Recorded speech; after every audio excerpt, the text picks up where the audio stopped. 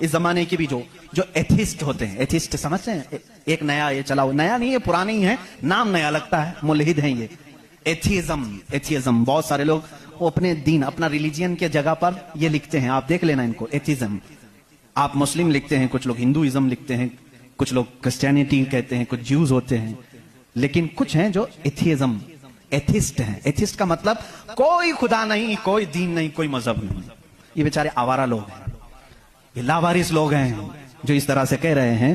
اب ان کی بات میں آپ کو بتاؤں، ایتھیزم اس طرح کا ایک ایتھسٹ امام اعظم ابو حنیفہ کے پاس آیا، اس نے کہا خدا ہے؟ تم بار بار خدا کی بات کرتے ہو، مجھے تو نہیں لگتا، کوئی نہیں ہے، اگر ہے تو دکھتا کیوں نہیں؟ بہت ساری چیزیں ہیں ایسی آپ نے سمجھایا جو دکھتی نہیں لیکن ہے، بہت ساری چیزیں ہیں. اس نے کہا ایسی کوئی چیز نہیں ہے جو ہے اور دکھتی نہیں. آپ نے اس کو ایک تماچا لگایا، ڈھیلا اٹھا کر کے مار دیا. اس نے کہا میں سوال کیا تم نے مار دیا. کہا کیا ہوا مارا؟ کہا درد ہو رہا ہے. کہاں ہے درد؟ اب ہو رہا ہے، دکھتا نہیں ہے لیکن احساس ہے. بہت ساری چیزیں ایسی ہیں جو دکھتی نہیں ہے لیکن ہے، ان کا وجود ہے. بہرحال آپ نے اس کو جواب کیا دیا؟ کہا سنو میرے ساتھ آج ایک بڑا عجیب واقعہ پیش آیا. میں سمندر کے کنارے گیا تھا، میں نے دیکھا ایک کشتی کو، اور وہ کشتی کی تعجب خیز بات یہ تھی کہ وہ اکیلے چل رہی ہے، کوئی نہیں چلا رہا.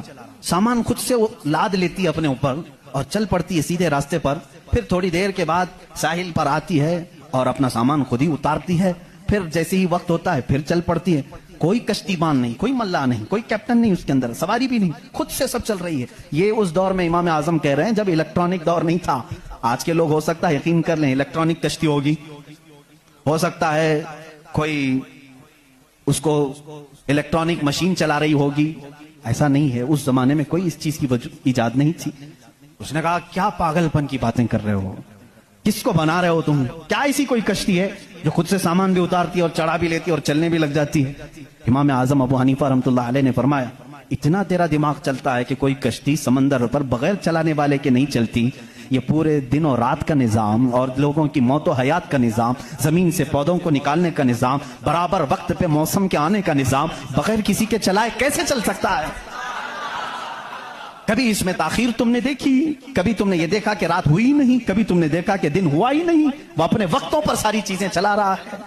عزیزان گرامی، ان تمام چیزوں میں ایک نشانی ہے اس کے وجود کی. اسی لیے اللہ رب العزت نے سورہ اخلاص میں فرمایا قل هو اللہ احد، اے محبوب آپ فرماتے وہ اللہ ایک ہے. اب ایک ہونے کی نشانیاں بھی بہت ہیں.